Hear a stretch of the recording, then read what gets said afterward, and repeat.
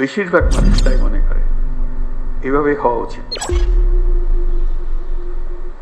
যে আমরা যেহেতু এক পরিবারের মানুষ, কাজে এক পরিবারের মানুষ হিসেবে আমাদের সামগ্রিক দায়িত্বটা যেন আমরা পালন করতে পারি, সেই পারিবারিক দায়িত্বটা আমরা যেন সম্পন্ন করতে পারি।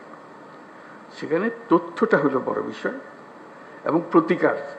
একটা হলো তথ্য, একটা হলো প্রতিকার। আমি পেলাম তথ্য, প্রতিকার পাচ্ছি না, এটা সমাধান করতে হবে। সমস্যা হয়ে গেলে সেটা সমাধান করতে হবে। সেই সমাধানটা আমরা কীভাবে করবো? আজকের আলোচনা এটা খোলাখুলি আলোচনা, সবাই আলাপ করব। আমাদের লক্ষ্যের মধ্যে কোনো গোলমাল নেই। এখন এই তথ্য প্রবাহটা কিভাবে হবে, দোষীকে কিভাবে ধরতে হবে, যাতে করে অন্যরা